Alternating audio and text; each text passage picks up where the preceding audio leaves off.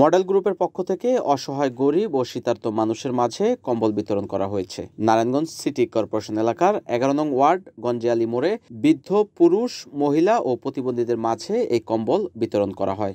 এ সময় উপস্থিত ছিলেন নারায়ণগঞ্জ নাগরিক কমিটির বদরুল আলম, ফতুল্লা থানা বিএনপির সাধারণ সম্পাদক মোহাম্মদ আলমগীর হোসেন, ১১ নং ওয়ার্ড যুবদলের সাবেক সভাপতি মোহাম্মদ মুকুল হোসেন, ১১ নং ওয়ার্ড যুবদলের সাবেক সাধারণ সম্পাদক ইসলিউদ্দিন ইসা, ১১ নং ওয়ার্ড বিএনপির আবুল হোসেন রিপন সহ আরও অনেক নেতৃবৃন্দরা। এ সময় মডেল গ্রুপের পক্ষে উপস্থিত ছিলেন মোহাম্মদ মনির হোসেন।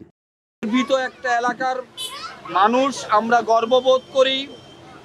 জনাব মাসুদুজ্জামান মাসুদ সাহেবের মতো একজন কীর্তিমান একজন মানুষ আমাদের মাঝে জন্ম নিয়েছিল বলেই আজকে স্বনামধন্য মডেল গ্রুপের পক্ষ থেকে সমাজ সংস্কারের ক্ষেত্রে নানামুখী কার্যক্রম গ্রহণ করা হয়েছে, হবে ইনশাল্লাহ। সামনের দিনে এটা চলমান থাকবে। যে কোনো সময় আপনারা জানবেন, খুব নিকটবর্তী যেই মসজিদে অগ্নিকাণ্ড ঘটনা ঘটেছিল, উনি ইতিহাস সাক্ষী। উনি যে কার্যক্রম হাতে নিয়েছিলেন সে কার্যক্রম ইনশাল্লাহ সারা নারায়ণগঞ্জ কেন বাংলার মানুষ চিরদিন মনে রাখবেন। অসহায় দুস্থ পরিবারদের মাঝে কর্মসংস্থান থেকে শুরু করে আর্থিক সহযোগিতা সর্বক্ষেত্রে মাসুদুজ্জামান মাসুদ ভাইয়ের অবদান আমরা কোনোদিন ভুলব না। আমরা ওনার দীর্ঘায়ু সুস্বাস্থ্য কামনা করছি।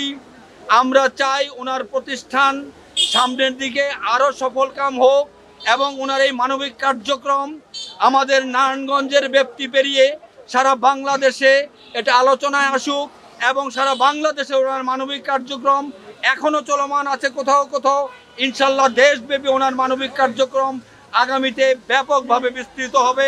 আমি মডেল গ্রুপ পরিবার পক্ষে থেকে আসছি। আপনারা অনেক সময় বসে রয়েছেন, আমি বেশি কথা বলবো না। তাই আমাদের সামাজিক কাজ এটা ধারাবাহিক চলছে এবং এই শীত শুধু না, যেই টাইমে যে মৌসুম থাকে ওই টাইমে আমরা সামাজিকভাবে ছুটে যাই জায়গায় জায়গায়। শুধু আমাদের ১১ নম্বর ওয়ার্ড না, আমরা সারা বাংলাদেশেই আমরা দিতেছি। আমাদের মডেল গ্রুপের পক্ষেতে সবাইকে আপনাকে অভিনন্দন জানাই এবং আমার এমডি স্যারের জন্য আপনারা দোয়া করবেন এবং আপনাদের পাশে যেন উনি দাঁড়াতে সবসময় থাকে। NN TV, Narayanganj.